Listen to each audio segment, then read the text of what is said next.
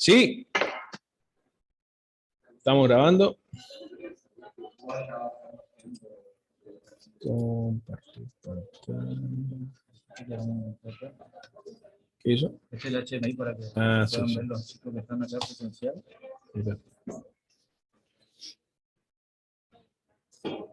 Ahí está. Entonces ahora abre su power. Sí, compartido pantalla.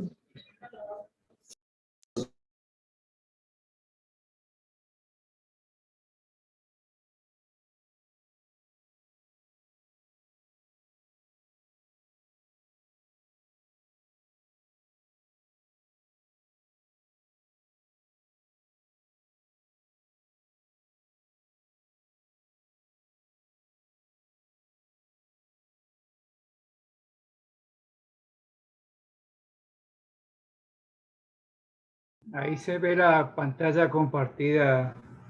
Perfecto. Perfecto, entonces. No, está bien. Está bien. ¿Me escucha, Alberto? Sí, sí, sí, se escucha, Rol. Se escucha, Rol.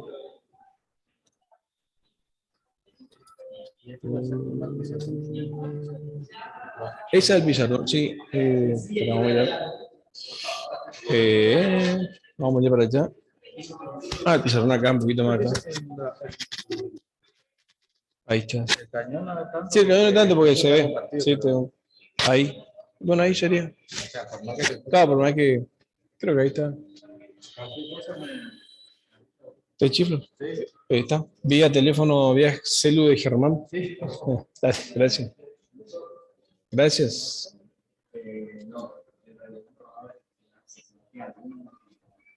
¿Sale, Alberto? Sí, se escucha bien, Rolly. Lo tuyo se escucha bien.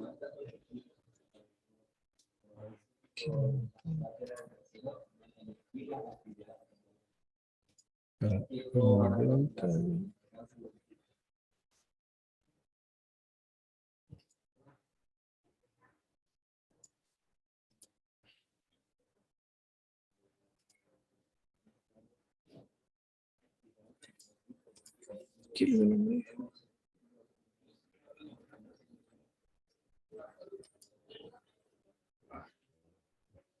Para porque no.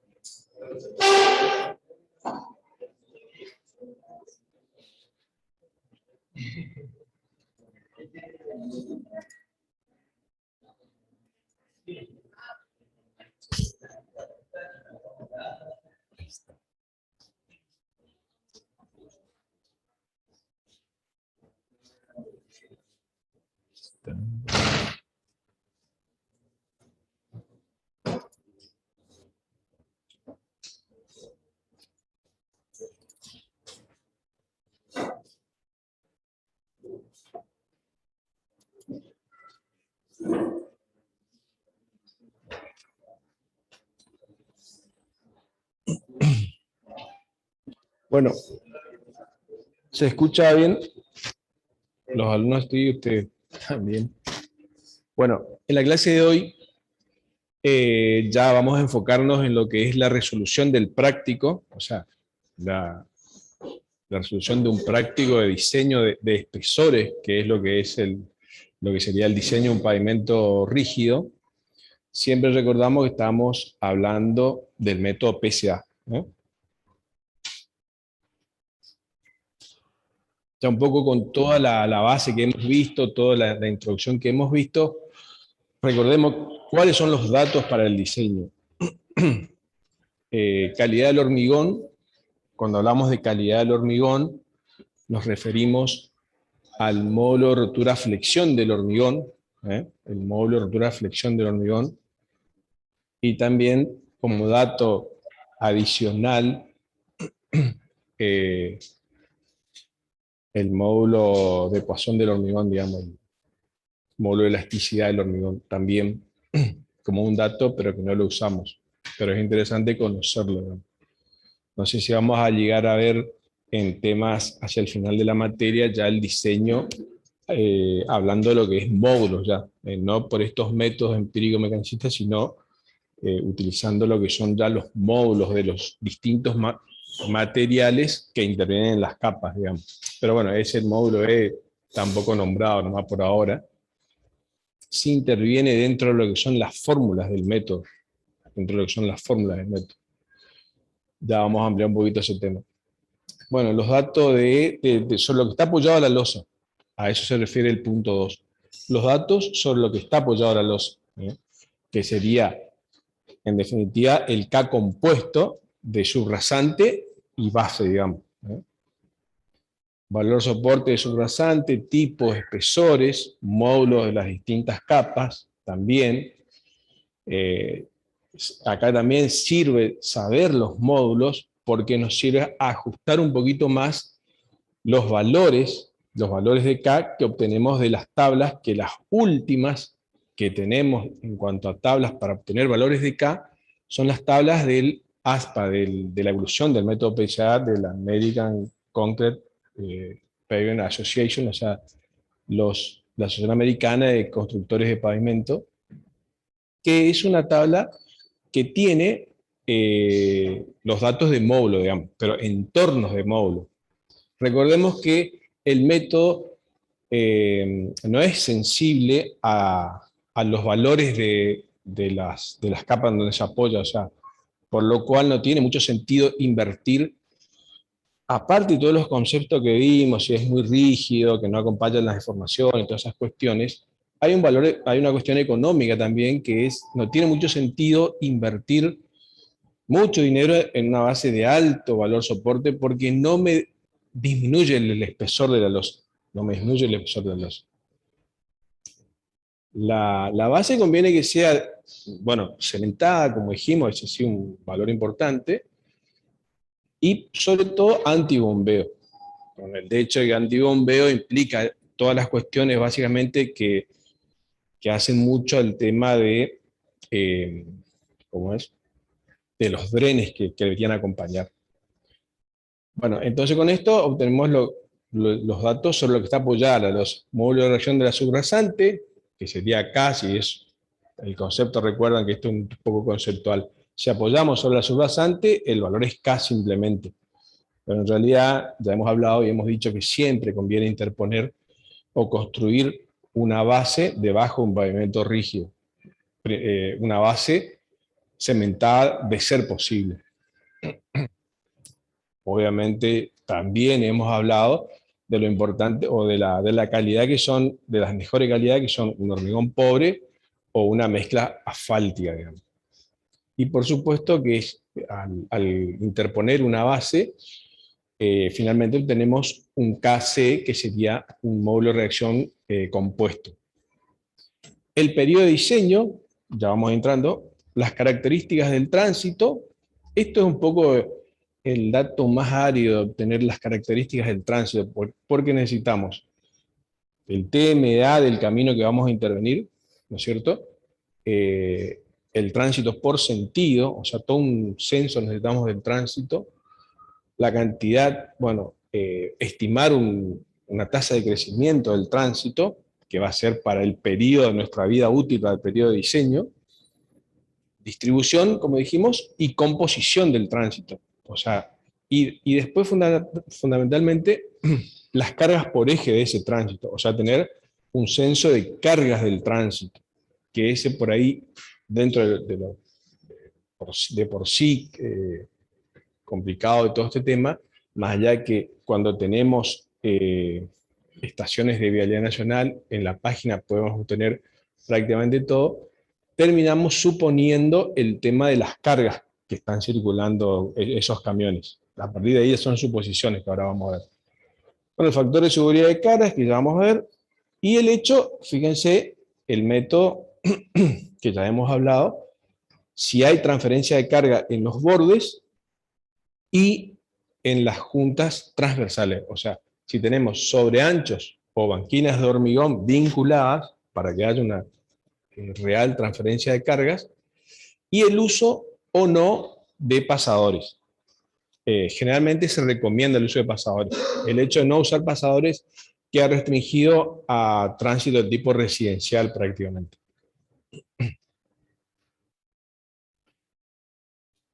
Bueno, el módulo de flexión, un poco ya hemos hablado de esto. El desarrollo de tensiones losas son críticas y son las que producen las fallas por fatiga. La resistencia a flexión es por ello el concepto que empleamos para el diseño de los pavimentos, para el diseño de los pavimentos rígidos. O sea, la losa está solicitada a flexión, digamos, para el cable. Bueno, la forma de determinar el módulo de rotura, hemos hablado de ensayo normalizado, vía prismática, cargada en los tercios.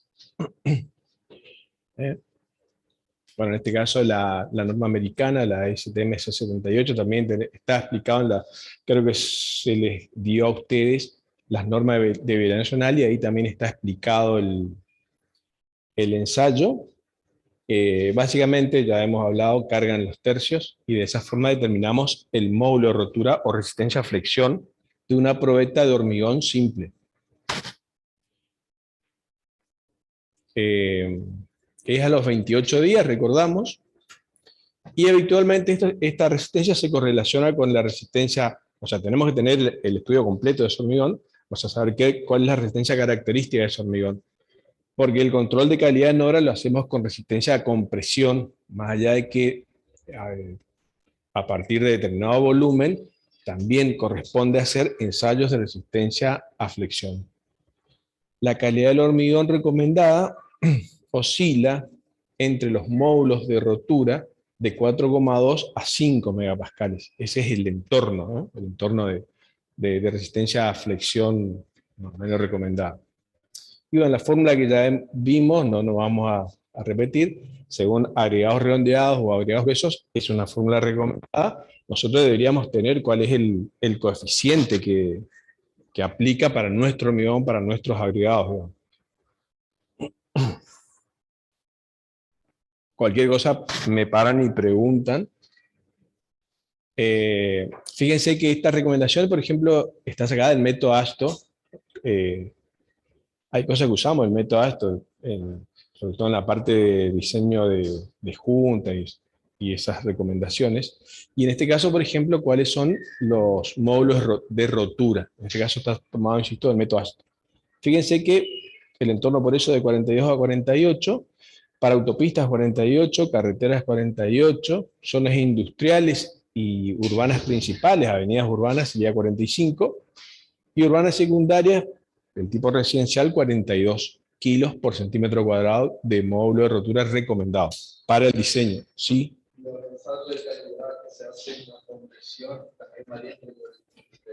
No. Esto es lo recomendado para tu diseño. Y los ensayos de calidad, por un lado, vos tenés que ajustarte a esto, digamos. Básicamente eligiendo un hormigón en base a su resistencia característica, digamos. Resistencia a compresión, ¿no? Ahí ahora vamos a dar inclusive un... Pero básicamente vos, cuando definimos, en realidad el tema sería así. Para dimensionar un pavimento, vos tenés que especificar el módulo de rotura. Por ejemplo, y ese es tu control, digamos. El control de calidad en obra, por ahí tenés que saber qué tipo de resistencia característica de compresión tiene el hormigón para controlar en obra. Pero también tenés que hacer cada tanto ensayos de módulo de rotura. Cuando compras hormigón, debes referirlo a módulo de rotura. Inclusive las hormigoneras de Buenos Aires, no es común en nuestra zona, venden, así como uno compra un hormigón H30, H21, H20, H21 es la norma vieja, H25, las hormigoneras de Buenos Aires tienen esto, digamos, en función del módulo de rotura. Y como vimos en la clase pasada, la última filmina de ese hormigón esa hoja de fórmula de diseño, digamos, que era de la autopista Rosario-Córdoba, uno de los tramos, fíjense que están los dos controles, los dos de manera simultánea, lo que es resistencia a compresión y módulo de rotura, ¿no? Ambos, digamos, pero en definitiva lo que tenés que cumplir es módulo de rotura. Tenés que cumplir módulo de rotura. Claro, teniendo uno, porque este es bastante más complicado. Y sobre todo la representación, porque bueno, a dónde lo haces, a veces te lo piden hacer a pie de obra y es complicado mover la probeta. Por ahí este es un ensayo que habría que hacerlo en la planta hormigonera y tratar, porque el tema es el trasladar las vigas. Con un H30, teóricamente tenés 47. Teóricamente tenés 47. Pero es un valor alto. Rolly, ¿viste los valores que está acá nos estaban dando con un H30? 47 es alto, que es lo que dan un cálculo teórico. Más o menos 45 es el valor, 40, difícil de alcanzar. Para un H30 bien diseñado. Bien diseñado, guarda con ese tema. Bien diseñado. Bien diseñado en cuanto a la granulometría. Granulometría.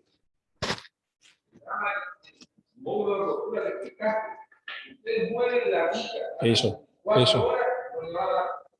No, eso es lo que estoy explicando, que por ahí es un ensayo que convendría hacerlo en planta hormigonera, por ejemplo, y ahí tener las vigas y tener, tener pensado cómo vamos a mover las vigas, porque las de pie de obra son un problema, digamos.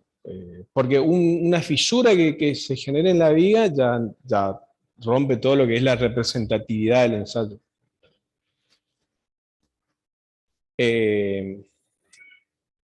Bueno, el tema del módulo de reacción, K, o sea, el azulgrasante, o KC compuesto. La colocación de una capa, ya hemos hablado, insisto, la clase pasada, y por favor ténganlo presente, por qué es importante colocar una base debajo de los pavimentos rígidos, principalmente del tipo cementado. Modifica el valor de reacción del azulgrasante, porque claro, yo al tener, como hemos hablado, nos interesa el valor de K a nivel de apoyo de la losa. O sea, yo tengo mi losa de hormigón de espesor E, y a mí me interesa el valor de K, que puede ser K o KC, ¿no es cierto? K o KC a nivel de apoyo de la losa.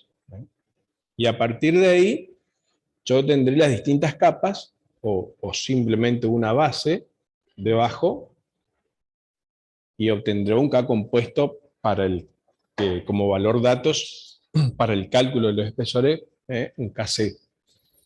Bueno, la condición de una capa modifica el valor del módulo de reacción K, pasando a denominarse KC, módulo de reacción compuesto, medido a nivel, según se trate, digamos, base o subbase. Bueno, estas son las tablas del método del año 1984. Estas tablas las van a encontrar así, es decir, con estas unidades. Las originales son en unidades americanas, digamos, unidades imperiales. Esto ya está llevado a milímetros y megapascales.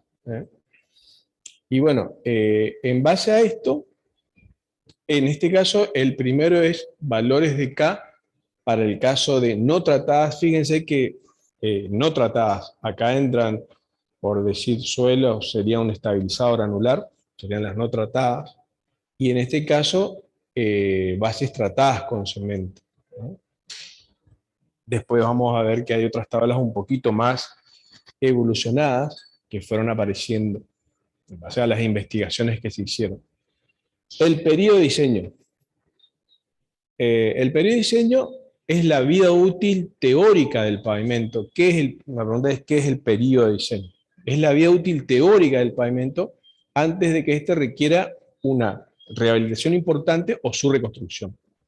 Es un parámetro que lo define el comitente de la obra y no representa, este es un concepto importante, no representa necesariamente la vida útil, la cual podrá ser mayor a la supuesta en el diseño, o más corta debido a un incremento inesperado del tránsito. Los periodos de diseño de pavimentos rígidos comúnmente oscilan entre 20 y 40 años.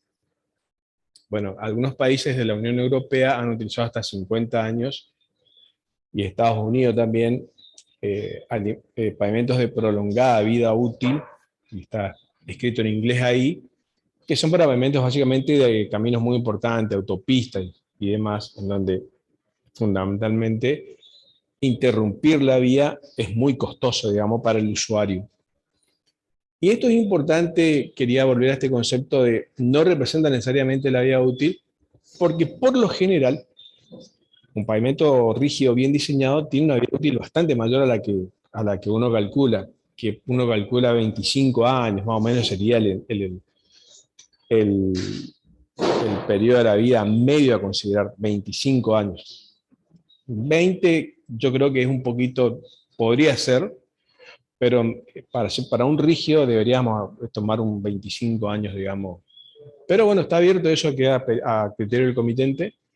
Y esto, por ejemplo, algo que comentamos la vez pasada, hay losas, el tema es que es toda la vía, ¿no? Pero hay losas de la avenida del 3 de Abril, Ferré, Independencia en Corrientes, por ejemplo, que es muy representativa en cuanto a ser una vía importante, o sea, está sometida a tránsito pesado, que es la exigencia, y hay losas que están en perfecto estado, por ejemplo. Hay otras que fallaron, bueno, por, insisto, cuestiones de, tal vez de erosión, y de justamente no tener, no sé si drenes, pero tal vez los desagües adecuados, esas cuestiones que a su vez me generan que ingrese agua debajo de la losa, y sobre todo tal vez no tener el mantenimiento adecuado, que algo vamos a hablar cuando veamos el tema de juntas. Pero por eso, generalmente pavimentos rígidos, si están bien construidos, no tienen problemas eh, de, de tema de erosiones, esas cuestiones, duran bastante más. Inclusive hasta pueden soportar lo que dice acá, un incremento inesperado del tránsito dentro de cosas normales, digamos, dentro de cosas normales, como el caso de la avenida 3 de Abril, que el tránsito yo creo que largamente ha excedido lo previsto en lo previsto para su vida útil, digamos.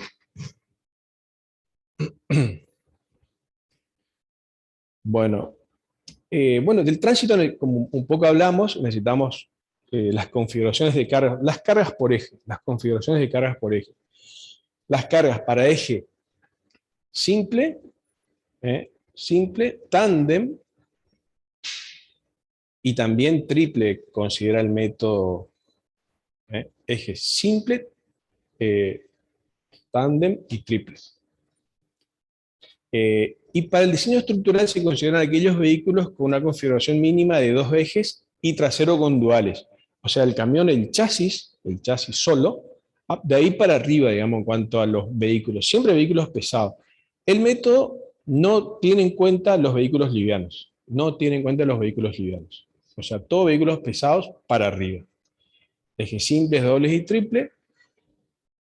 Y el procedimiento, bueno, incorpora un procedimiento simplificado en el cual incorpora valores. Bueno, esto, si no tenemos, eso es un comentario que es referencial nomás, si no tenemos el tránsito, yo creo que tenemos que tomarlo, acá vale un paréntesis, tenemos que tomar el trabajo de ir a la página de Vialidad Nacional, sacar los datos, hacer el análisis, y hacer de última una suposición de carga, es decir, por ejemplo, ¿no es cierto? Ahora vamos a ver el cálculo ya, 50 para cada sentido, y del 100% de vehículos, por ejemplo, 40% descargados, 40% con carga legal, o sea, no tienen exceso de carga, y el 20% restante, 10% con algo de sobrecarga y 10% tal vez con algo de sobrecarga un poco más elevado, que es lo que pasa, podemos suponer que pasa acá. A menos que tengamos, por ejemplo, de la zona, siempre es muy importante la zona, si hay o no balanza, todas esas cuestiones influyen, el dato de un censo de carga, para más o menos extrapolarlo. El tema es, en definitiva, por eso les decía que esto es un poco lo más árido de la cuestión, porque de última tenemos que inventar el tema de cargas, digamos, ¿no? O extrapolarlo a otros datos. Bueno, insisto, esto es lo más complicado. Bueno, si no tenemos eso, se pueden tomar censos de carga, es decir, cargas que ya están, se consiguen y el método la da para calles arteriales, calles, avenidas, rutas o autopistas, que da el método, pero no son representativos de las condiciones locales en la mayoría de los casos, ¿no?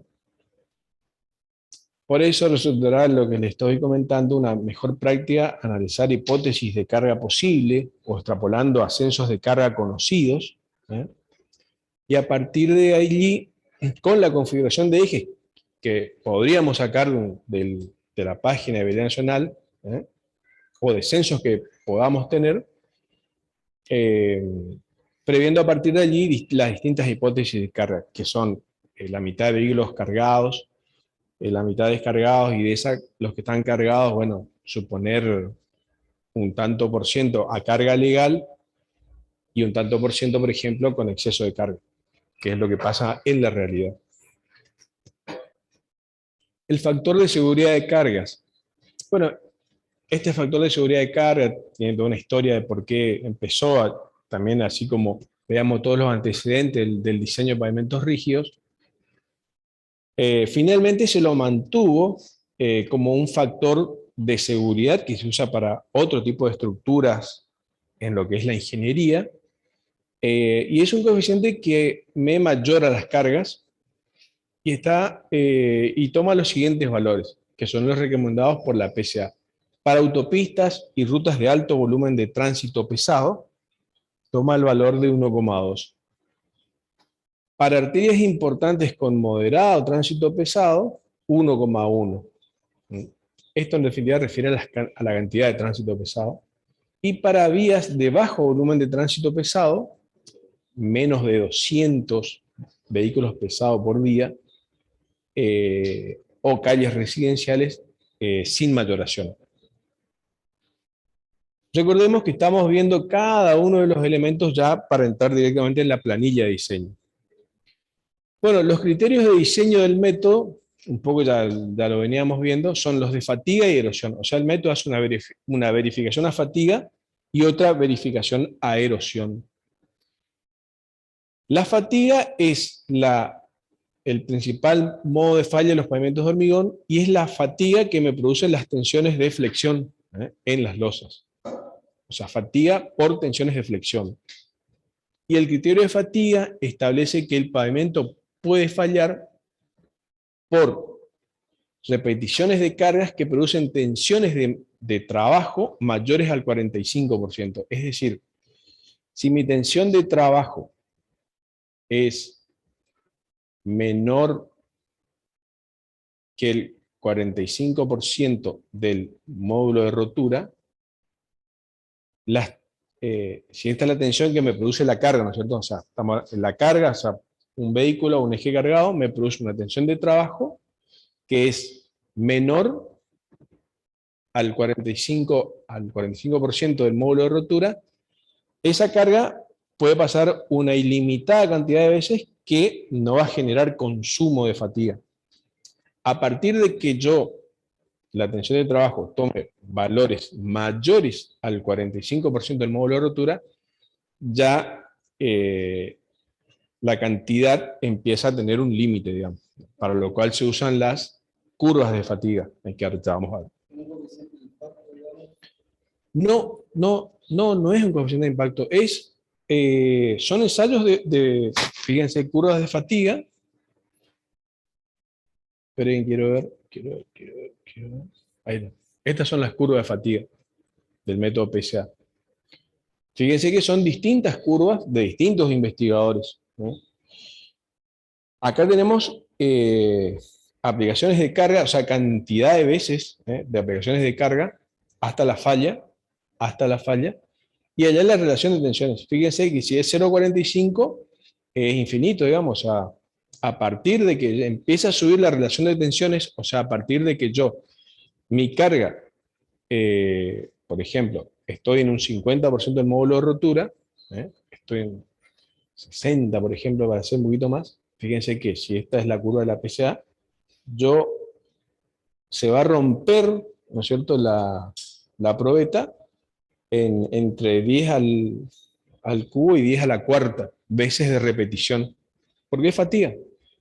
O sea, a partir de yo repetir sería más o menos, estaríamos en 5000, porque 10 al cubo 1000, 10 a la cuarta 10.000, más o menos en 5000 veces, o sea, en 5000 repeticiones, y se va a romper. O sea, yo puedo pasar 4999, ¿no es cierto?, veces sin que la probeta se rompa, para que entiendan el concepto teórico, digamos.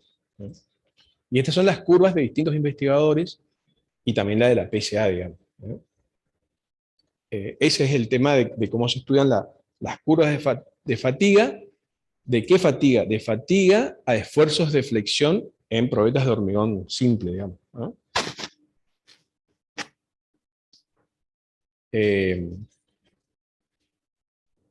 Bueno, el tema de erosión, el criterio de erosión establece que el pavimento puede fallar por excesivo bombeo, erosión de la fundación, por ahí son fenómenos un poco que se dan de manera conjunta, y desnivel entre losas, que es lo que veíamos que son lo que empieza a ocurrir en las primeras etapas del fenómeno de bombeo y erosión. ¿Perdón? Claro, el escalamiento, cuando se empiezan a desnivelar las losas, cuando se empiezan a desnivelar.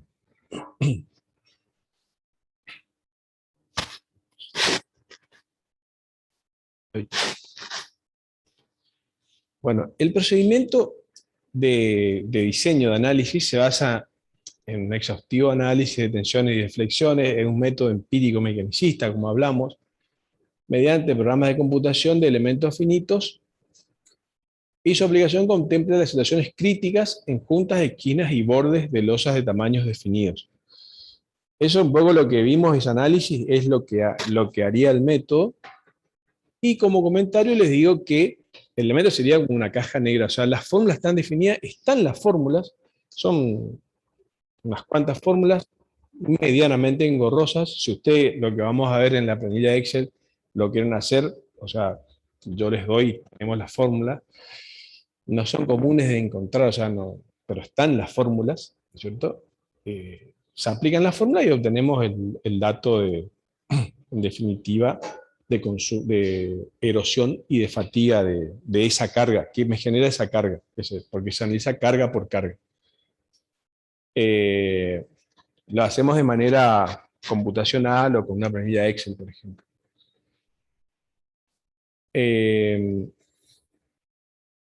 Transferencia de cargas. Bueno, el transferencia de carga es considerar o no el uso de pasadores, como hemos hablado. El método pide si se usan o no pasadores en definitiva, es decir, si usamos o no transferencia de cargas entre una losa y la contigua. La transferencia de carga en juntas transversales se logra con la colocación de barras pasadores.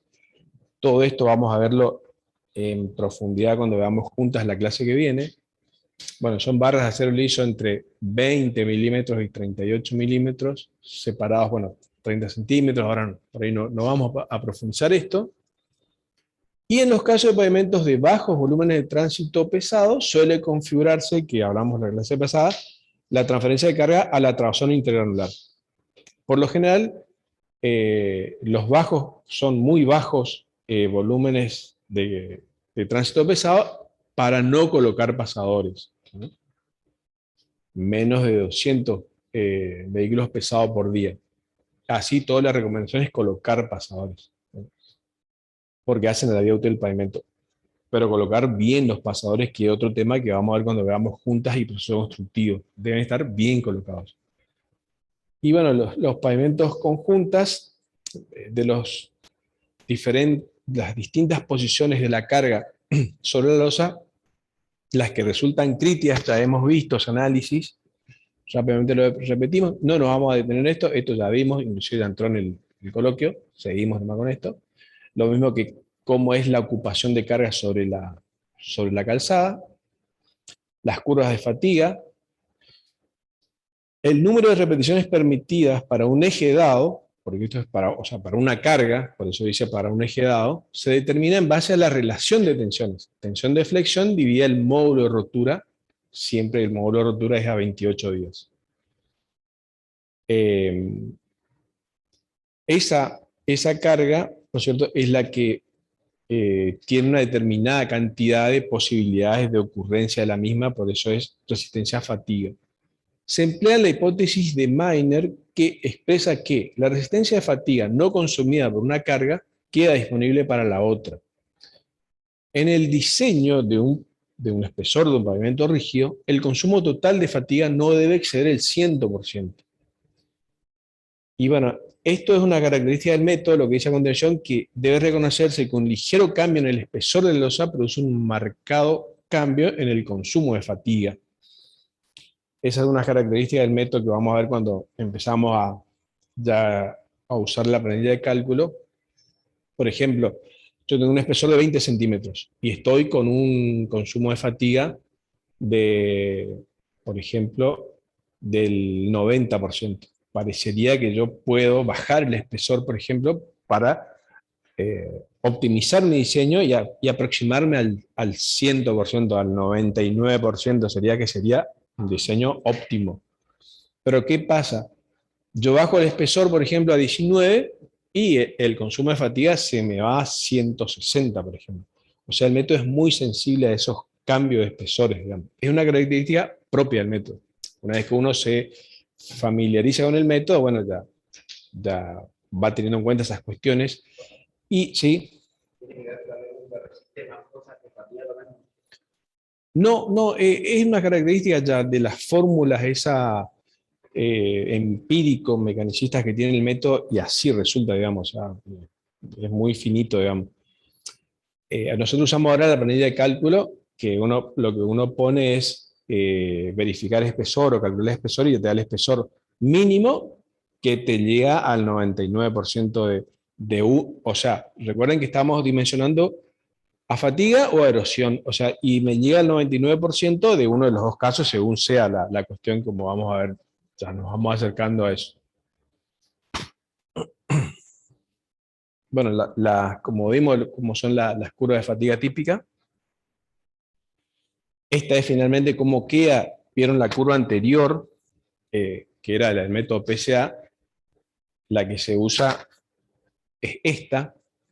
Fíjense que yo les había dicho que el método PCA original es del año 66, que era esto, o sea, limitaba a 0,50, a partir de ahí era pero se modificó en el año 1984, siendo la que está en rojo, digamos, la que se usa. Por eso decimos tensiones de trabajo mayores de 0,45 recién me generan consumo de fatiga. Sí. Es decir, claro, viste, tenés la curva de fatiga. Es decir, si tu tensión de trabajo, allá está relación de tensiones. Tensión de trabajo sobre módulo de rotura. Esto toma un valor, si es mayor a 0,45, empezás a tener una determinada cantidad de cargas posibles. Y a partir de ahí se analiza qué consumo de fatiga te genera esa carga. Porque después de analizar, ahora eso se te va a aclarar un poquito en el práctico. Se analizan carga por carga. Y el total de las cargas, con su análisis de fatiga, no debe exceder el 100% de consumo de fatiga. O sea, por eso te decía también un poco, que si una carga no consume fatiga, por supuesto queda disponible para la que sigue. Y así. En definitiva, la sumatoria de análisis de fatiga de todas las cargas no debe exceder del 100% de consumo de fatiga. Se va a aclarar un poquito ahora cuando veamos el práctico, pero es el análisis carga-carga de, a su vez, la sumatoria de consumos de todas las cargas. Ahora sí te va a aclarar en el práctico.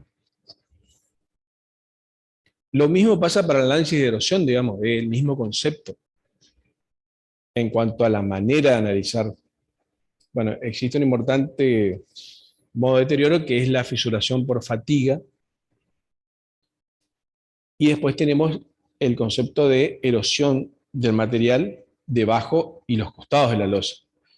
El análisis de erosión, como habíamos visto, ¿se acuerdan del tema de deflexiones? Básicamente implica las deflexiones que me generan las cargas en las esquinas y en los bordes del pavimento. Y se adopta el caso más severo de 6% de camiones circulando por el borde. Eso era de la frecuencia de ocupación que veíamos de ese gráfico, de cómo ocupan las cargas, la ocupación de las cargas sobre la calzada. Esto. Y se ocupa el caso de camiones circulando por el borde como caso preponderante. Cuando no hay banquinas de hormigón, la posición de la carga en la esquina es crítica. Y cuando existen banquinas pavimentadas, el resto de las cargas, o sea, 94% circulando por el interior, resulta crítica. Bueno, estos factores están incorporados a las cartas de diseño, digamos. Tiene que ver, como habíamos dicho, si la banquina colabora con la, o sea, si está vinculada, básicamente, si está vinculada a la losa, si está vinculada a la calzada, digamos. Si está vinculada, ese es el requisito. Bueno, esta es la fórmula, el porcentaje de deterioro por erosión en función de las cargas, y en función del coeficiente que es para pavimentos con o sin banquinas de hormigón, básicamente. Variación en la calidad del hormigón. La variación en la resistencia al hormigón se introduce mediante la reducción del módulo de rotura a través de un coeficiente de variación. Para los efectos del diseño, ese coeficiente de variación es del 15%, está incorporado. O sea, en función de la variación que tiene la calidad de hormigón, hay un coeficiente de variación. Esto es simplemente informativo. También el parámetro, nosotros tomamos a los 28 días y el efecto aumento de la resistencia con la edad se ha tenido en cuenta también en las tablas. También es informativo esto. Y bueno, resumiendo, tenemos para el método PCA lo que necesitamos: resistencia del hormigón, módulo de reacción, transferencia de cargas, en justas transversales, es decir, si usamos o no pasadores, transferencia de carga en bordes, si tenemos banquinas de hormigón o sobreanchos, si tenemos o no banquinas de hormigón o sobreanchos, las cargas, distribución de cargas por eje, el tránsito relativo a las cargas, el crecimiento de ese tránsito. Siempre recuerden que solamente analizamos el tránsito pesado, excluimos todo lo que es tránsito liviano, el periodo de diseño y el factor de seguridad de cargas.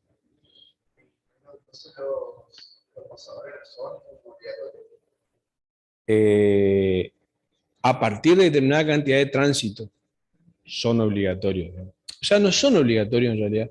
Pero ¿qué pasa? A ver, a partir de más de 200 vehículos pesados tenés que colocarlo, digamos. Se sabe que tenés, ¿cómo decir? Se supone que tenés que colocarlo, digamos, porque hacen justamente a todo lo que vimos, el hecho de transferencia de carga, cómo se comporta el pavimento, cómo se comporta para erosión. Porque fíjate esta cuestión, el tránsito, según sea liviano, medio, pesado. Juntas sin pasadores. Esto es esquemático. Vos podés diseñar sin pasadores, digamos, pero te da mucho más espesor y toda esa cuestión, digamos. ¿Cómo decís? ¿Liviano, medio, pesado se está refiriendo al peso? No, en realidad a la cantidad. 200,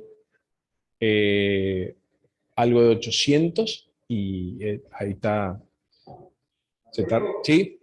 Yo le comentaba a los chicos que los primeros pavimentos no tenían ni siquiera juntas. Ni siquiera juntas. La evolución del pavimento. Sí, es la Es la evolución del pavimento de hormigón. No, totalmente. Sí. ¿Cómo? La evolución del pavimento de hormigón tiene que ver con la evolución del tránsito, o sea, antes capaz que había No, y no, antes el tránsito, al principio allá, los camiones eran mucho más chicos que los actuales, digamos, sí, sí, las cargas varían mucho. Las cargas en Europa son diferentes, creo que son algo de 12, casi 13 toneladas, en Francia me parece, son mayores las cargas permitidas por eje. Eh, ¿Cómo? En Norteamérica son más bajas, sí. En Norteamérica son más bajas, sí. Ellos tienen camiones hasta más grandes, digamos, pero son más bajas, sí. Y bueno, entonces, tránsito liviano es, o sea, hablamos en cuanto a cantidades de tránsito, ¿no? Fíjense, juntas sin pasadores o con pasadores, el criterio dominante es la fatiga. En el caso de tránsito pesado, o sea, mucho tránsito pesado, siempre el tránsito pesado, el criterio dominante para el diseño es erosión, es erosión. ¿Qué es lo que se veía en el análisis que hacíamos de las deflexiones, digamos, como que lo que generaba mayor erosión y deflexión en losa era el tránsito pesado, digamos, que es lo que me genera erosión, digamos.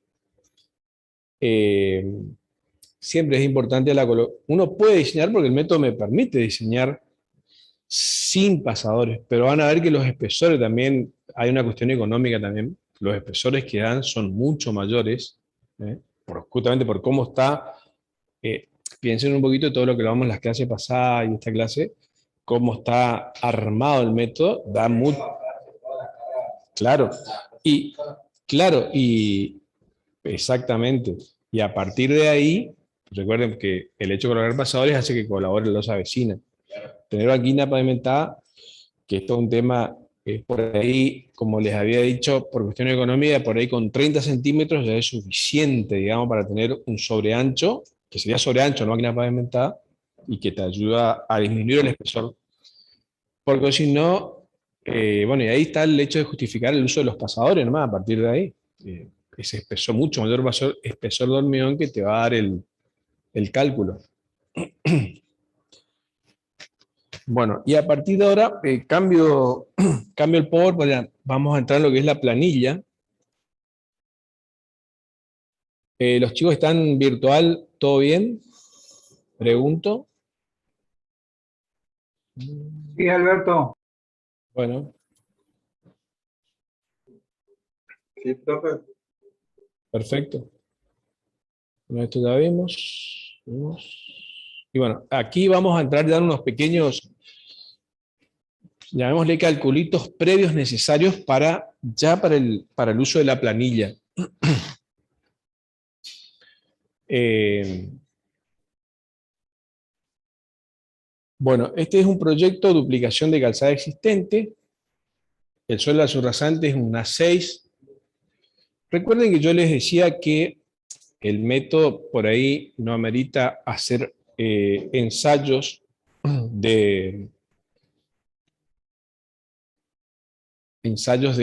K, ¿no es cierto? De coeficiente del módulo K, sino simplemente a veces correlacionar con otros ensayos que son mucho más rutinarios, como el ensayo CBR. O sea, por eso yo acá se coloca como dato CBR 3%. Y ahora vamos a ver cómo aplicamos eso. Periodo de diseño 25 años. El TMDA, este ya es el ejemplo que vamos a usar. TMDA, 6.500 vehículos por día. Alberto, Sí, decime Roberto, te escucho. nos está viendo tu Perdón, perdón, perdón. compartido. Vuelvo. ¿Qué yo he hecho? No.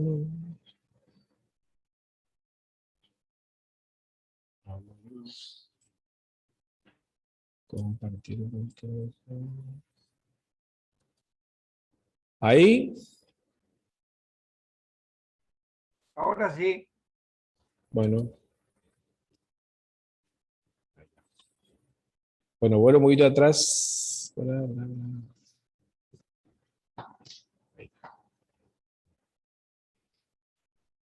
Esto habíamos visto, como les decía, estoy hablando para los chicos que están virtual, y ahí estamos ya en un ejemplo, ¿no es cierto?, en donde vamos a calcular los datos que necesitamos para la aplicación ya de la planilla de diseño. En este caso estamos, bueno, un proyecto de duplicación, vuelvo a repetir, de calzada existente, un suelo con un CBR 3%, periodo de diseño 25 años, el tránsito, un TMA de 6.500 vehículos por día, porcentaje de vehículos pesados 40%, eso significa eso, o sea, la proporción de vehículos pesados, 40%, tasa de crecimiento 2,5%, que es la tasa de crecimiento que me interesa, que es la de tránsito pesado. Recordemos que el análisis de tránsito lo hacemos exclusivamente sobre el tránsito pesado. Resistencia al hormigón, según pliego de especificaciones técnicas de la Dirección Nacional de Vialidad.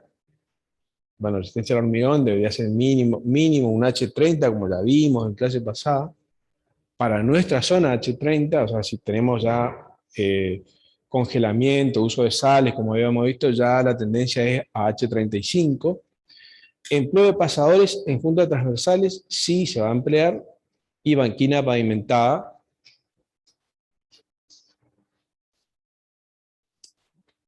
Bueno, un poquito para seguir con este tema y aclararlo aún más, debemos obtener el módulo combinado K sub C. La incorporación de una base subbase al pavimento incrementa el módulo de reacción combinado, subrasante subbase, o sea que lo que me interesa a nivel de apoyo de la calzada de hormigón. Yo voy a obtener el módulo K compuesto a nivel de apoyo de la calzada de hormigón. Si el proyecto contempla el tratamiento de la misma con agentes estabilizantes, se deberá incorporar a la capa de suelo tratado como una capa de subbase separada. Fíjense, en este caso, ¿cómo se hace? Yo tengo una subrasante y obtengo un primer K combinado, subrasante, base inferior. O lo obtengo a este nivel. Y después, con ese valor, obtengo finalmente el K combinado de cálculo, K combinado subrasante, base inferior, base superior. Y ahora vamos a ver un... Sí, está mal acotado, sí, está mal acotado, porque iría hasta la parte inferior. Sí, sí, así es. A estas, vos tenés la subrasante y tenés una base inferior y una base superior. A las dos bases, digamos. Recuerden una cuestión semántica, como yo siempre les digo, en lo que es pavimentos rígidos. En la mayor parte de la bibliografía van a encontrar subbases, digamos, que un poco hablamos de ese tema. Por eso acá no habla de subbase, en realidad, o serían dos subbases, son dos capas, digamos. Es todo un tema de una cuestión semántica, como yo siempre les digo, en pavimentos rígidos. El tema es colocar debajo una base, para mí, una base cementada debajo de la calzada de hormigón. Es el concepto de que acá no tenés una base y una carpeta de herramientas, sino que la losa de hormigón, esta losa de hormigón, hace las funciones de ambas, digamos. Entonces por eso era el tema que se denominaba subbase, lo que está debajo de la calzada de hormigón. Pero se empezó a usar ahora en la bibliografía la denominación base, digamos. Por eso que van a encontrar ambas nomenclaturas. Bueno, fíjense, yo les decía, hay ábacos y curvas que me correlacionan lo que es los datos de CBR con el módulo de reacción K. Ahí van a ver que, capaz que se le indico con el mouse, yo tengo el dato de CBR 3%, habíamos dicho, y fíjense que, uy, acá, chiquito, creo que este es el 3, hombre, ahí se ve, CBR, puede ser acá, no puedo. El módulo K de reacciones es 2,7, si acá este es 3%, subo la vertical y fíjense a la escala, que es módulo de reacción K de la subrasante en kilos sobre centímetro cúbico, 2,7, entre 2 y 3. Y de ahí obtengo el valor de K de lo que es la subrasante. O sea, si voy atrás, yo obtengo el módulo K K de subrasante, a este nivel. Insisto, el método no es sensible a estos valores, por eso es que se toman datos más conocidos, valores de CBR. Bueno, ahí está la tabla un poquito más grande, que lo que yo le decía. Módulo CBR3, subo hasta la escala de módulo de reacción K en kilos sobre centímetro cúbico y obtengo el valor de 2,7.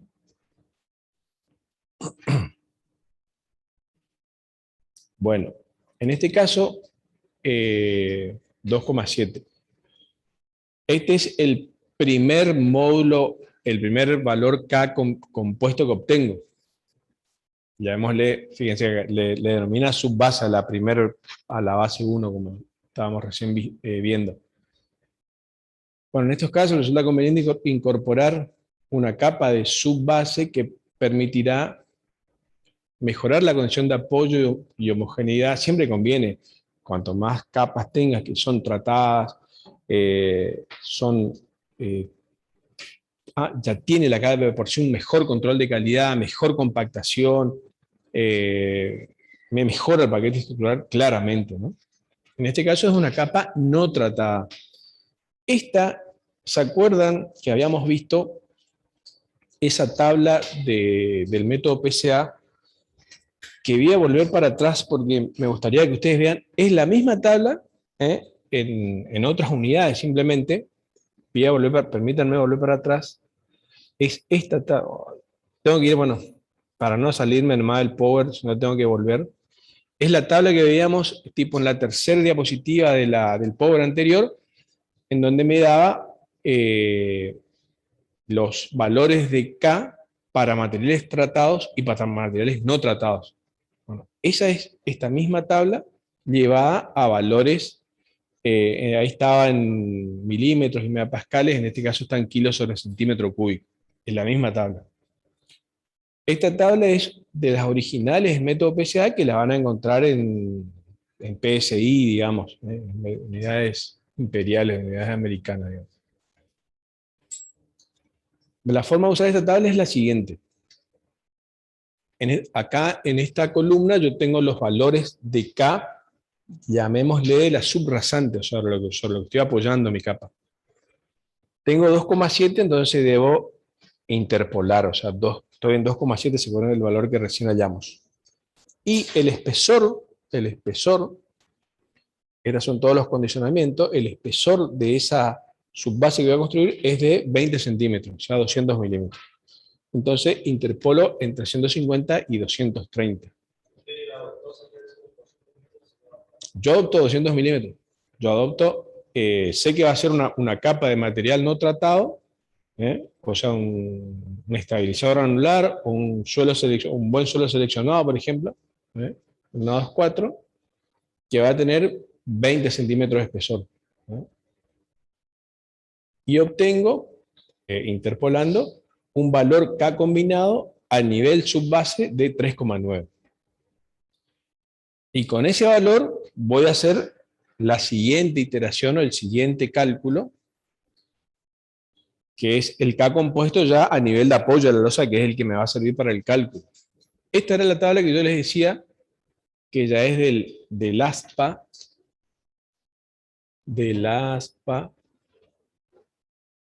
que es una evolución de las tablas que recién vimos, que tenemos valores típicos de módulo de reacción combinado, por ejemplo acá lo que buscamos es módulo de reacción combinado, subrasante y base, para el caso de materiales no tratados, tratados con asfalto y tratadas con cemento o de hormigón pobre. Pero fíjense que ya acá lo que varía son los módulos. Fíjense que los módulos varían entre 100 y 150 megapascales, 275 a, no puedo leer bien, 6.400 y 3.500 a 13.800. O sea, me da los entornos. O sea, si yo uso esta tabla, la de abajo, para un suelo cemento, fíjense que estamos hablando de materiales tratados u hormigón pobre. O sea, voy a usar el menor valor del entorno. porque un solo cemento va a tener, por supuesto, mucho menos módulo, tal vez sea el de los menores valores de módulo elasticidad para los materiales cementicios. Si uso un hormigón pobre, ¿se acuerdan que era la mejor calidad en cuanto a base posible? Y bueno, ahí tal vez tenga que usar el mayor valor de módulo posible, porque dado el entorno, digamos, entre 3.500 y 13.800 es el valor de módulo. Esos son los valores, y estos son los valores de K que tengo en ese entorno, digamos, a tenerlo en cuenta, digamos. Ya es una evolución de la tabla que vimos en la tercera diapositiva al principio de la clase, donde no se consideraban los módulos todavía. Bueno, en esta tabla yo vuelvo a la tabla originales del método PSA, y en este caso estoy para determinar ya el módulo K de apoyo de la losa. La base sí es obligatoria, base cementada, o sea, tratada con cemento, cualquiera ya sea, para tránsito pesado mayor a 200 vehículos por día. Ya es obligatorio pasadores como una base ya. Solo cemento, o sea, estabilizada con cemento, sería bases estabilizadas, sería un mejor, pero bueno, vamos a decir que sobreentiende, ¿no? Entonces yo ya estoy partiendo, recordemos, de, vamos a ir un poquito para atrás, yo había hallado ya a este nivel, o sea, yo llegué a este valor del K, que creo que era 3,9, y ahora debo hallar el final ya a nivel de apoyo de la calzada de hormigón, de la losa de hormigón. Yo había hallado, recordemos, 3,9 el valor, y en este era una subbase o una primer capa no tratada. Ahora sí ya es una tratada con cemento, entonces esta tabla es diferente, pero insisto, son las originales del método PSA,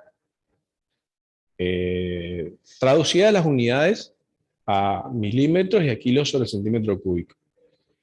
Siempre la tabla tiene en la primera columna los valores de K, o sea, de lo que partimos, en este caso era 3,9, y a partir de allí el espesor es 15 centímetros, ya hemos definido 15 centímetros, entonces estoy acá en esta columna, interpolo entre ambos valores, dado el valor del cual yo parto, y obtengo un valor final K combinado, ya combinado subrasante, bases, base 1, base 2, subbase, como se llama acá, de 13,8 kilos sobre centímetro cúbico, que es el valor que voy a usar para el cálculo. Hablamos del hormigón ya específicamente. Fíjense, resistencia mínima, 30 megapascales. Considerando ya el CIRSOC 2005, el coeficiente de variación es del 10%.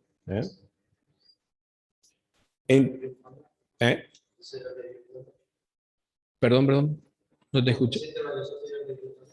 Claro, claro.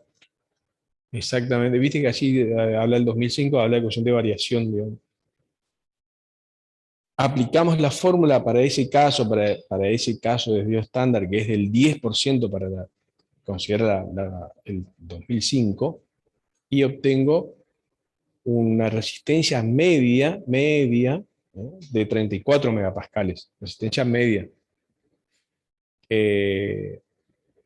Aplicando la fórmula de PSA para agregados triturados, fíjense que me da, porque la fórmula es para resistencia media.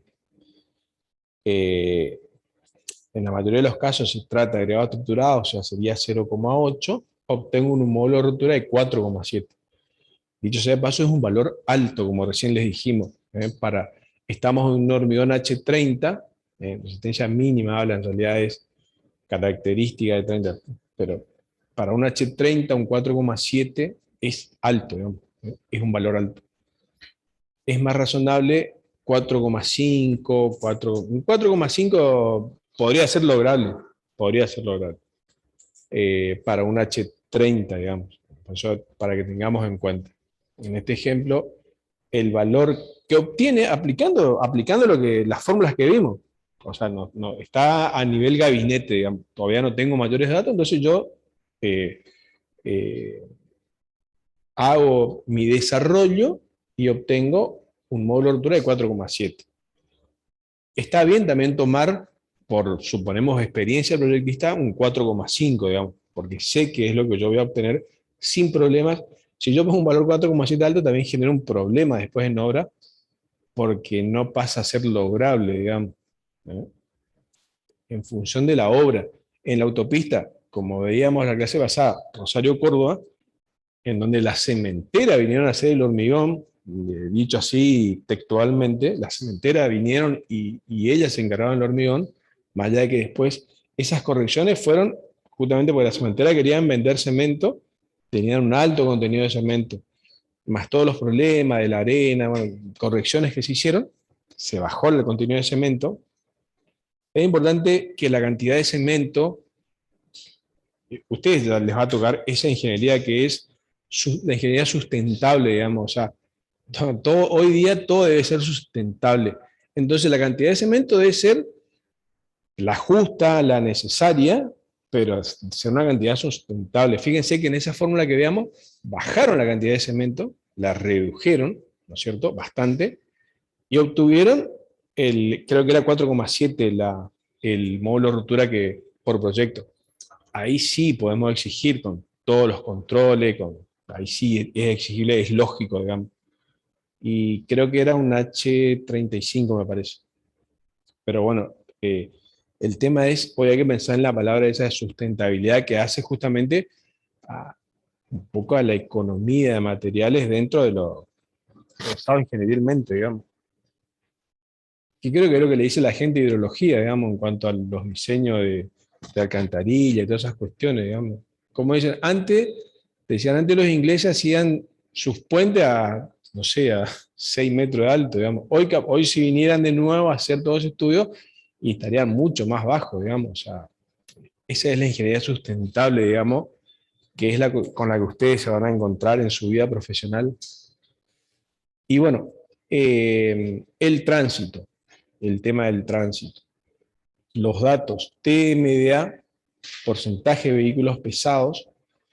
Esto lo vamos a analizar y vamos a hacer el cálculo, porque pensando en el parcial, el año pasado, como fue virtual, hicimos el desarrollo con un Excel, digamos, y los chicos nos mandaron el Excel que vamos a ver. Tiene una hoja en donde resume todo y se genera un PDF y ustedes pueden enviarlo. Este año, como va a ser presencial, por ahí va a ser el preguntar cómo es, por eso hagan ejercicio, usen la hornilla, ya vamos a ver, más allá que le vamos a dar para que ustedes lo hagan, que van a tener que también enviar esa hoja en lo que es el práctico, pero, o sea, toquen la planilla, vean, porque va a ser la explicación, y por ahí va a ser el cálculo, por ejemplo, de este tema de cargas, digamos, que intervienen varios conceptos. Distribución por sentido, generalmente si es 50-50, o sea, suponemos que 50 va y 50 viene, la distribución por sentido 50% es 0,5. Por lo general, salvo que tengamos bien definida la cuestión, se toma 50 y 50. Hay casos puntuales como zona fabril y demás, que por ahí va más cargado un sentido que el otro. Pero si no tenemos ese dato preciso, 50-50. Distribución por carril, ojo, porque diseñamos para un carril, tenemos un carril de diseño. Eso es el caso de autopista o autovía, que tenemos varias trochas. Nosotros diseñamos el carril de diseño, que es el de la derecha, donde va el tránsito pesado, digamos, ¿eh? que va el mayor porcentaje de tránsito pesado. El factor de proyección, o sea, la tasa de crecimiento, cómo va a crecer ese tránsito en el periodo de diseño, tomamos la fórmula que propone la PCA, que es 1 más I elevado al periodo de diseño dividido 2. Y es la tasa de crecimiento de vehículos pesados, ¿no?, que es distinta a la tasa de crecimiento del tránsito. O sea, tenemos que estimar o suponer el crecimiento de vehículos pesados. Pesados. El periodo de diseño a considerar y el espectro de cargas, que ya vamos a ver. Distribución por sentido y por carril. En vías bidireccionales, usualmente se reparte 50%, como dijimos, pero es una condición a verificar, digamos. O sea, tenemos que saber ese tema. Si no tenemos el dato, insisto, se puede tomar 50 y 50. Y la distribución por carril es la distribución del tránsito pesado en el carril de diseño. Y se puede estimar a partir de diferentes aproximaciones y tenemos, en este caso son para 2 carriles y para 3 carriles las curvas, y en base a eso determinar el porcentaje de camiones en el carril de diseño. Que generalmente más del 80% va en el carril de diseño. En el caso de 2 trochas por sentido, digamos, ¿no? A mayor cantidad de trochas, disminuye obviamente la cantidad de camiones en el carril de diseño. Bueno, esto es lo que yo les decía, que es la configuración de carga por eje que da la PCA. Me da lo que es la configuración del tránsito para, fíjense, residencial liviano, residencial, colector, arterial menor y arterial mayor, digamos, que son las que decíamos, no, por lo general no son representativas del tránsito con que vamos a tener nosotros, por lo cual esto es indicativo, puramente indicativo. O sea, nosotros, como decíamos, debemos intentar hacer un mínimo análisis del tránsito. Bueno, este es algunos tipos de vehículos pesados. Bueno, que recordemos, la PCA toma a partir de aquel camión que es eje delantero con ruedas simples, trasero duales, para arriba. Ese es lo que considera el método PCA.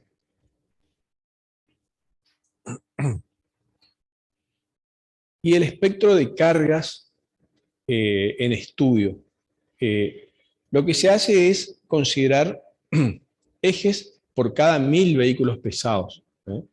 Fíjense que siempre se aclara, excluyendo todos los vehículos de 2 ejes y 4 cubiertos, o sea, los vehículos livianos. ¿Y cómo es el tema de las configuraciones de cargas por eje? O sea, se toman 1000 vehículos pesados, 1000 vehículos pesados del análisis, así se analiza, y de los 1000 vehículos pesados se analizan todos los ejes que tienen esos vehículos pesados. O sea, eje tándem, eje simple ruedas simple, eje simple, ruedas duales, obviamente, eje tándem y eje triple. Y las cargas, que como dije, partimos de un análisis de suponer que tenemos censos de carga. Si no tenemos censos de carga, debemos empezar a hacer suposiciones. Y fíjense que, en este caso,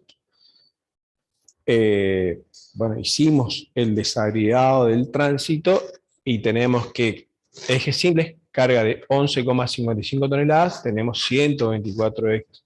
Bueno, y así sucesivamente para ejes simples, dobles y triples. Insisto, el análisis es tomar 1000 vehículos pesados, o sea, 1000 camiones, chasis, camiones con acoplado, hoy esos camiones que tienen varios ejes, bueno, tomar 1000 vehículos pesados, y hacer el análisis. O sea, de a 1000 sería, pues yo debo analizar todo el espectro de cargas, digamos, y hacer el análisis de a 1000 vehículos pesados. Bueno, el cálculo de las repeticiones esperadas en el periodo de diseño. ¿Cómo se hace? Es cantidad de vehículos por día, vehículos pesados por día, que se obtiene de el TMA por el porcentaje de vehículos pesados. El TMA por el porcentaje de vehículos pesados. Y las repeticiones esperadas de una carga. Insisto, el análisis se hace para todas las cargas en el método PCA. O sea, este análisis que estamos haciendo por una carga, después lo debemos hacer para todas las cargas. El método lo hace automáticamente, digamos. Es para que ustedes interpreten cómo trabaja el método nada más. Las repeticiones esperadas, entonces va a ser la cantidad de ejes cada 1000 vehículos pesados, insisto, es cada 1000 vehículos pesados, por los vehículos pesados por día, que lo obtuve acá arriba, T me da por porcentaje de vehículos pesados, por vehículos pesados por día dividido 1000, por, estoy en un día, por 365 días por año, por el periodo de diseño, 25 años, por ejemplo, que habíamos dicho. A partir de ahí, por el factor de proyección, que sería el crecimiento que tiene ese tránsito, adoptamos la fórmula del método PCA, por el factor de distribución por sentido, que dijimos 50-50, por el factor de distribución por trocha, que sacábamos de esa tabla que vimos.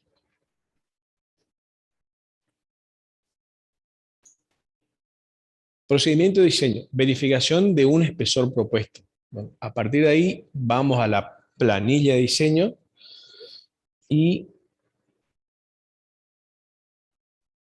el cálculo de las repeticiones esperadas. Fíjense que yo tengo las repeticiones esperadas para una carga. O sea, yo tengo, en este caso, cargas de eje simple. Carga, así es la planilla, ¿no? La carga era 11,6, carga mayorada es por 1,2, si quieren pueden hacerlo con la calculadora, además háganlo, todo este tema cuando lo estudien, háganlo, verifíquenlo. Las repeticiones esperadas serían en el periodo de diseño 726.295. Esas son las repeticiones esperadas en la vida de diseño. Y a partir de allí se hace, con las repeticiones que voy a tener, el análisis de fatiga y erosión. Y acá se ve el consumo de fatiga. Es las repeticiones esperadas sobre las repeticiones admisibles. Las repeticiones admisibles están en función de las tensiones que me genera, en el caso de fatiga, y también en el caso de erosión. Fíjense que la primer carga no me consume fatiga, o sea, ilimitado, como recién veíamos, pero sí me genera consumo de erosión, o sea, tengo posibles, ¿me cuesta el número? Claro, 510.000, perdón, las repeticiones admisibles son 5.106.711, las posibles, digamos. Entonces, esa carga con sus repeticiones esperadas en la vida útil de 726.295 me genera un consumo de 14,72%. El consumo es repeticiones esperadas sobre repeticiones admisibles por 100. O sea, esa carga me genera un consumo de erosión del 14%. Fíjense que en este caso no hay consumo de fatiga porque predomina en el diseño el consumo de erosión, que es lo que veíamos. O sea, debe ser un tránsito, mucho tránsito pesado, sería el concepto. Y bueno, sumando carga a carga, las tres primeras nomás generan consumo de erosión y estoy en un total de 61,38%. Sí, se pueden dar las dólares. Sí, sí, se pueden dar. Se podrían dar, digamos. Sí. No.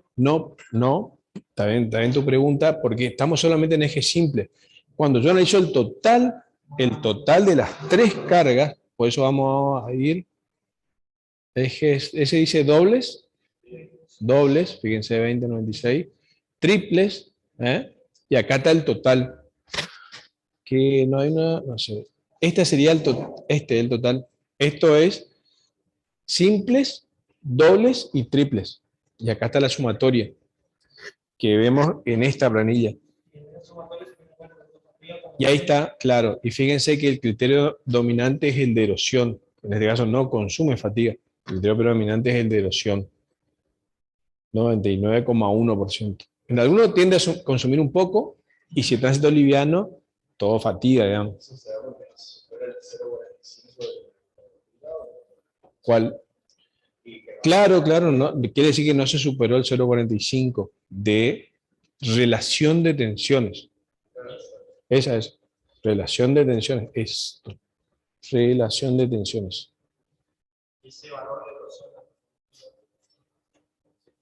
No, no, ahora vamos a ver si puede llegar a 200, digamos. El tema es que ahí va a empezar a jugar con tu espesor. Tu espesor es el que tiene que ser tal que tu consumo de erosión sea menor a 100, digamos. Esto está sacado del Excel y está optimizado, por eso llega a 99,1. Pero es con un espesor, creo que es de 24,2 centímetros, por ejemplo. Vos después constructivamente adoptás un espesor constructivo, acá seguramente 25 centímetros. ¿Entendés? Bueno, ¿tales? No vas a adoptar 24,2, vas a adoptar 25, ¿entendés? Bueno, el cálculo de las repeticiones esperadas de este ejercicio que estamos viendo, ya reemplazando los valores, es, fíjense, la fórmula ya la habíamos visto, es 20% del porcentaje de vehículos pesados, el factor de proyección aplicando el 2% de crecimiento va a tener, voy a suponer que va a tener un crecimiento, o sea, una tasa de crecimiento del 2%, el tránsito pesado, un periodo de diseño de 25 años, entonces elevado a la 12,5, es la fórmula como propone PSA, es 1 más I elevado al periodo de diseño dividido 2, así es la fórmula que propone PSA. Son varias las fórmulas de crecimiento, uno puede adoptar otra, pero si estamos en el método PSA, lo razonable es adaptar la fórmula propuesta por el método PSA, digamos. Después está la fórmula Ashton, que seguramente la vieron hoy, Julie. Claro. Claro, 1 más I elevado a N, que son las distintas fórmulas de crecimiento de estadísticas, digamos. El factor de distribución por sentido, 0,5, y el de distribución por trocha, porque es una trocha nomás, o sea, va todo el tránsito pesado en mi trocha de diseño, es 1. Entonces, 124 por 1,002 dividido 1000, por 1002 dividido 1000, por 375, que eran los días del año, bueno, por 25 años, por el factor de exactamente de proyección, por 0,5, que es el factor de distribución por sentido, por 1 del factor por trocha, y me da 726,295, que es el que teníamos en la primera fila, digamos, la primera fila. Sí. Habíamos considerado ya una presentación de la zona de eso. Sí, no, ese era en el ejemplo de, este es ya del Excel que vamos a ver, ese era del cálculo de K, digamos, esa era la aplicación de calzada, ese quedó en el cálculo de K nomás. Bueno, acá serían todos los conceptos de cómo interviene, todos los elementos que intervienen para el cálculo de las repeticiones esperadas, ¿no? De una carga, o sea, el factor de distribución por sentido, si es por trocha, es un solo carril de diseño, bueno, todos esos conceptos que pueden salir en el parcial, digamos, ya que por ahí no vamos a poder usar un Excel en el parcial, digamos, porque, es un poco el concepto. O la explicación de la planilla que ahora vamos a ver. Bueno, ya ahora vamos al caso de la planilla, que yo les voy a pasar esta tarde, ahora seguramente esta noche, mañana a la mañana, todo el material que vimos hoy, más la planilla Excel, para que ustedes la usen. Coméntenme si tienen algún problema con el uso de la planilla. Algunos chicos tuvieron algún problema tipo como de que no les respondía. A mí no me pasó, pero bueno, eso fue el año pasado. Por favor me comentan cualquier cosa. Ustedes van a tener que hacer 3 ejercicios que yo les voy a dar el tránsito, así como hemos planteado ahí cuando se planteó el tránsito. O sea, estos datos, eso por ejemplo, espectro de carga para el caso en estudio, que es lo que ustedes van a tener que hacer. Y después enviarme el PDF que genera la planilla. Y vamos al Excel.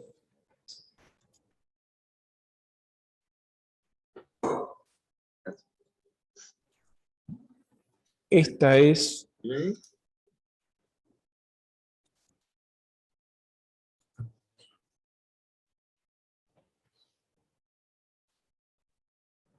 ¿se ve el Excel? Para que no. Sí, dejé de compartir. Ahí estamos. Hasta luego. Adiós. ¿Por qué no? No. Sí, estábamos aquí. Ahí estamos, ¿no? Ah, pero escucha aquí no sale. Sí, sí, por usted, ¿sí? ¿Qué hacemos? Será tu.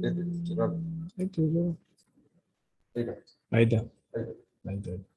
Ah, sí, sí, por usted. ¿No? Sí.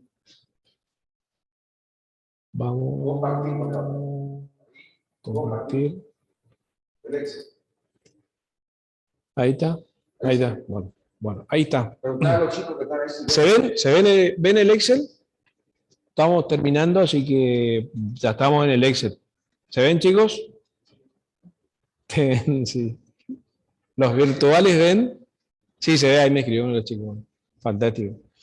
Bueno, fíjense, sí, vamos primero a las últimas pestañas. Ustedes los van a tener, o sea, después vean la explicación de esta que va a quedar grabada, digamos, por cualquier duda. Por supuesto, pregunten.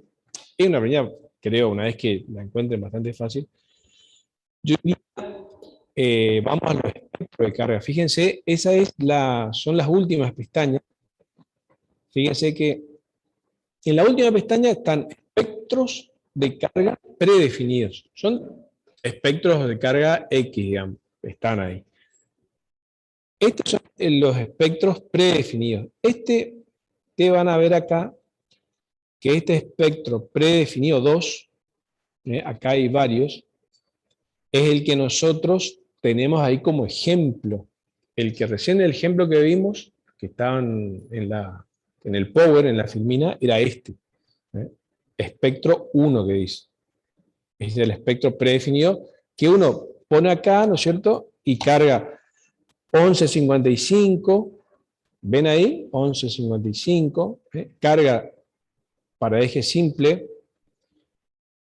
y pone 124 cantidad de ejes, cada 1000 vehículos, y así sucesivamente vamos cargando el espectro, que es lo que yo le voy a dar, por ejemplo, en el práctico. Este es el dato que yo le voy a dar, más los otros datos que vamos a ir ingresando. Y ahora vamos a la primer pestaña. Vía de comunicaciones 2021, los datos del proyecto. Y fíjense que cada una de estas pestañas es desplegable. Categoría de la vía, ruta, vamos a una ruta, es una ruta. Circulación, bidireccional o unidireccional, es bidireccional. Carriles por sentido, 1, es lo que recién vimos el cálculo de repeticiones esperadas. Ese es el ejemplo.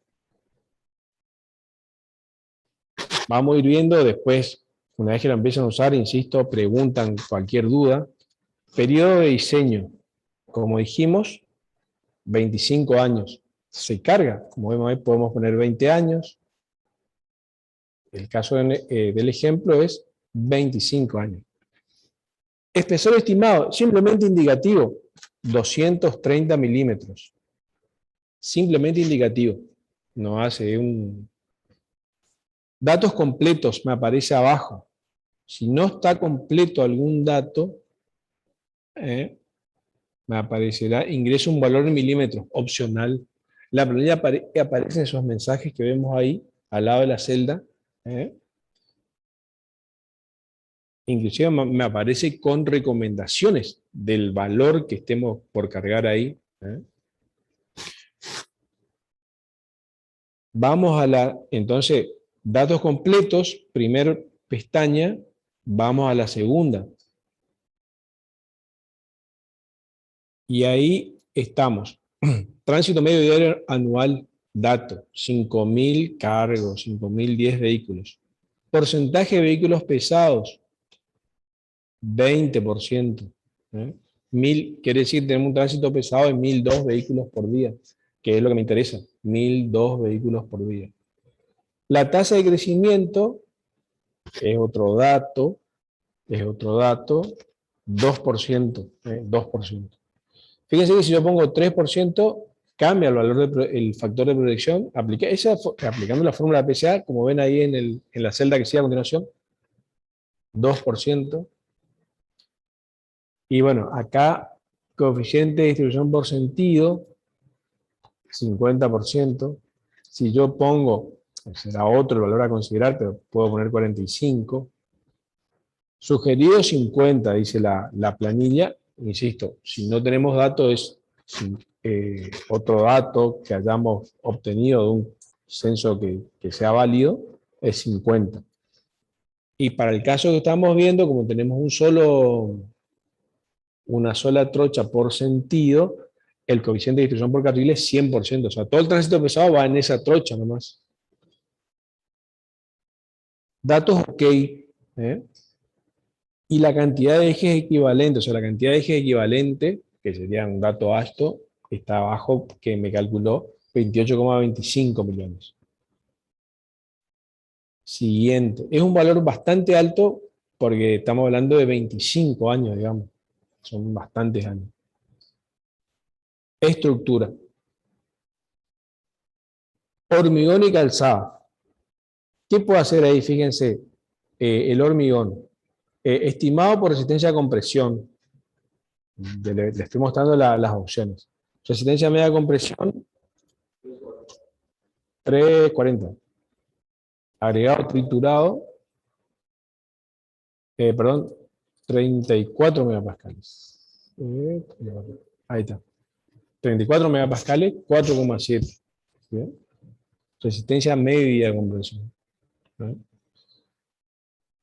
Acá vamos a poner valor conocido y vamos a poner 4,5 megapascales. ¿Sí? Subrasante y base, que es lo que recién hicimos el cálculo. Valor conocido, o sea, un valor final a nivel de apoyo de la losa, listo, o determinado por capas. Vamos a determinado por capas. El valor de subrasante estimado por CBR, 5%. Yo tengo el dato de mi subrasante CBR 5. Si pongo 4, fíjense que varía el valor de K, ¿no es cierto? Correspondiente. Si pongo valor de 3, ¿se acuerdan que era 2,7 o 2,72 megapascales? Recuerden que recién vimos ese ejemplo. Es 5 el valor para el ejercicio. Y tengo una base, digamos, una sola capa debajo del pavimento, determinado por capas. Una capa, cantidad de capas, y yo tengo la cantidad de capas posibles. 1, 2, 3, voy a una. Y se trata de una base. Fíjense, ahí tengo todas las opciones que veníamos hablando. Base tratada con cemento, base tratada con asfalto, base de hormigón pobre, base granular, suelo seleccionado, o base granular, suelo estabilizado. O sea, están bastante desarrollados en cuanto a los valores que puede tomar. Esta capa ya es la base, o sea, lo que está debajo, ¿no? Una sola capa. O sea, tenemos subrasante. El ejemplo este es subrasante,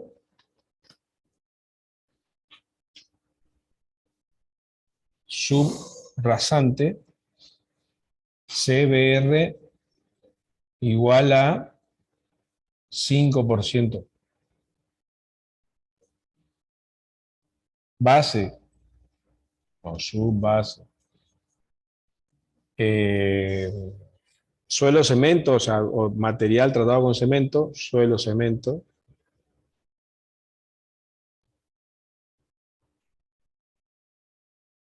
Y losa de hormigón. Yo quiero obtener este KC. ¿Se entiende? Base tratada con cemento, 15 centímetros de espesor. En el caso que teníamos base superior y base inferior, se toma por una. En ese caso, por ejemplo, en ese caso tenemos que tomar dos, poner cantidad de capas 2, ¿viste? Y tener capa inferior, fíjate, capa superior te dice capa 2. Material era un suelo seleccionado, espesor 20, si no me equivoco. La primera 20 por eso, y la otra era un hormigón, ¿qué era? La otra era un... suelo tratado con cemento, ¿no? Base tratada con cemento 15, así era. Fíjense que el K combinado es 92 megapascales. Bueno, esto varía respecto, si yo tomo el método PSA original, esto varía ya. Pero para mí acá está considerado el tema de esa última tabla que le mostré, en donde considera los módulos, donde hay una variación de acuerdo al material y todas esas cuestiones. O sea, esto es un poquito más finito el análisis, y tiende a dar valores de K menores que ese método original, digamos, original puro, digamos, que veamos adoptables. Bueno, nosotros tenemos acá una sola capa, base tratada con cemento 15 centímetros. Obtenemos un K combinado de 89,6 megapascales. Y transferencia de carga tenemos, fíjense que si yo pongo no, me aparece el mensaje ahí. Lleva pasadores, obviamente, ¿no? Pero si yo pongo no, que era un poco hoy una pregunta de uno de los alumnos, me va a permitir, pero dice, considero utilizar pasadores para esta cantidad de tránsito pesado ya. Sí. Y no tenemos banquino de hormigón vinculado sobre ancho o cosas así, no tenemos. Datos completos, siguiente. Bueno, el factor de seguridad de cargas, fíjense que es 1,2, pero tenemos un tránsito pesado importante. Es un tránsito pesado importante, es 1,2. Si yo pongo quizá 1,1, para alto volumen, abajo me aparece para alto volumen de tránsito pesado mayores a 1000 vehículos por día, se recomienda usar 1,2. Está el indicado, digamos. Y me está faltando cargar el tránsito, que era la segunda pestaña. Fíjense que en la segunda pestaña, en lo que está en letra celeste, dice ingresa aquí el espectro de cargas. Yo presiono, presiono en la segunda pestaña lo que es tránsito, lo que está en celeste, y me va al espectro, a la anteúltima pestaña, y ahí yo despliego cuál voy a elegir, y voy al que yo cargué, digamos. En este caso es el predefinido 2, que es el que yo tengo cargado. Se presiona el botón de al lado, ven ahí donde está la manito, cargar espectro cargado con éxito, me aparece el mensaje, aceptar, y está cargado el espectro de carga. Estoy en la estructura, voy al siguiente, insisto, puse el factor de seguridad de cargas 1,2, están los datos completos y, por ejemplo, espesor de la calzada, por ejemplo, yo supongo que es 220 milímetros, y fíjense lo que me da de fatiga y erosión. 202 no verifica, y por supuesto 238 de erosión. Pero el método tiene determinar el espesor mínimo, que es ese botón donde está la manito, se ve, ¿no? Presionamos y el método solo va iterando, y fíjense que el espesor mínimo que verifica, acá el criterio predominante es el de erosión, es el de 242 milímetros. Yo, por supuesto, adoptaré un espesor constructivo de 25 centímetros, ¿no? Y con eso está terminado. A partir de ahí hay que ir al informe, que es el que está a continuación, que es el que hay que, que es el que hay que generar, digamos, ¿no? El informe que está a continuación. Ahí donde están todos los datos, lo que cargaron, el espesor de diseño, y eso es todo, digamos.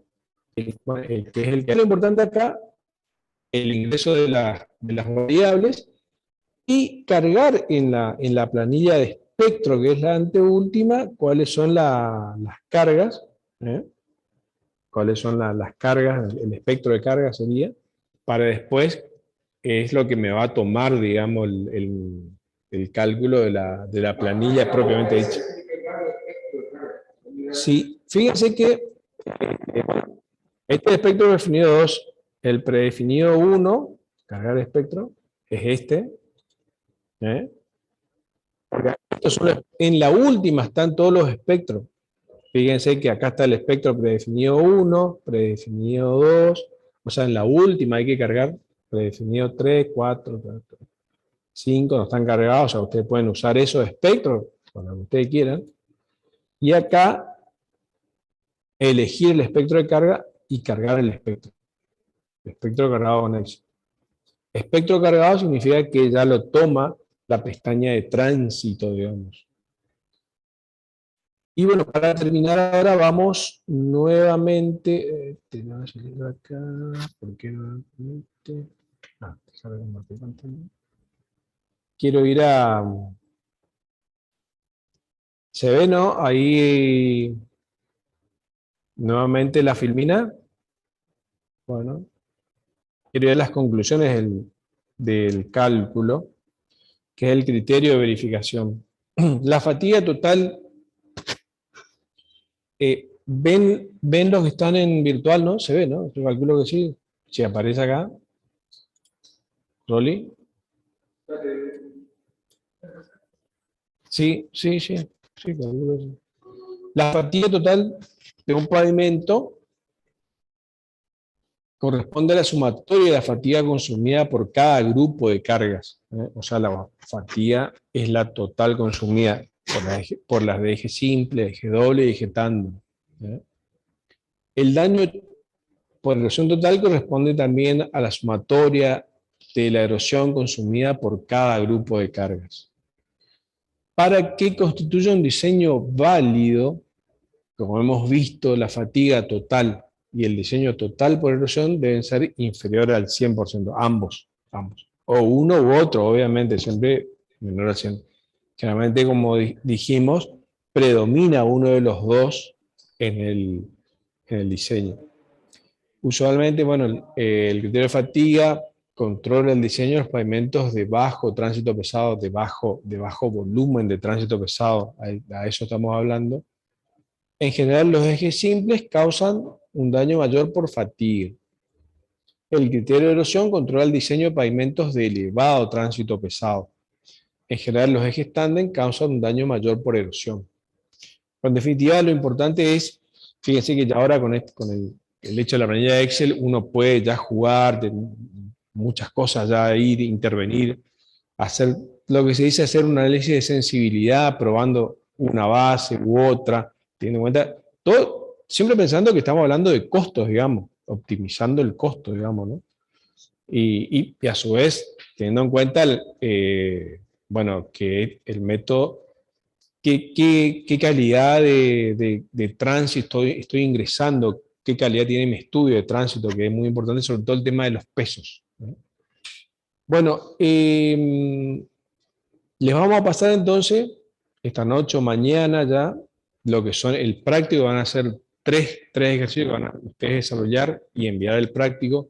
Cualquier cosa consulten y piensen, un ejemplo, no, el ejemplo que va a ser el ejemplo que ustedes explicado en esto, y yo estaba en la clase del año pasado, esto es lo que estamos dando, ahora vamos a cortar la grabación, pero esto sería el ejemplo, que bueno, que le voy a mandar la impresión que da el programa. Y ustedes van a hacer 3 ejercicios. Y después en el parcial, insisto, lo que puede salir es explicar los conceptos de la planilla, qué se ingresa a la planilla, o por supuesto lo que vimos recién, que era el cálculo de la... el cálculo de la... Esto, por ejemplo, el cálculo de las repeticiones esperadas. De hecho, acá ingresan varios conceptos. Solamente se considera tránsito, solamente el tránsito pesado. Hay un factor de protección, que es el de PCA. De última le vamos a dar la fórmula, no importa eso, pero es una fórmula muy sencilla. Y el tema de por ahí decirle consideren distribución, o sea, no hay consideraciones sobre el tema de distribución por sentido. Le damos la cantidad de troches, ustedes deben considerar, sabemos que es 1. Esas cuestiones están muy elementales, digamos, ¿no?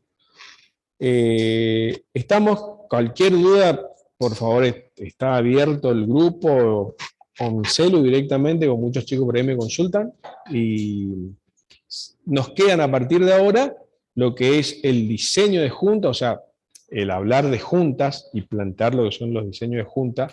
Nosotros no llegamos puntualmente a lo que es el diseño de juntas, sino hablamos de lo que es la construcción de juntas, el porqué de juntas y los tipos de juntas. Y bueno, finalmente lo que es método constructivo. Así que estamos gente, gracias. Los coloquios enviaron todo virtual, digamos, ¿no? O algunos entregaron preguntas. ¿Todo virtual? No. Hasta luego, gracias.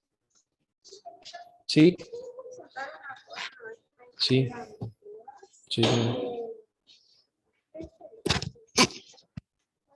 Aquí ya parar un segundito. Un segundito.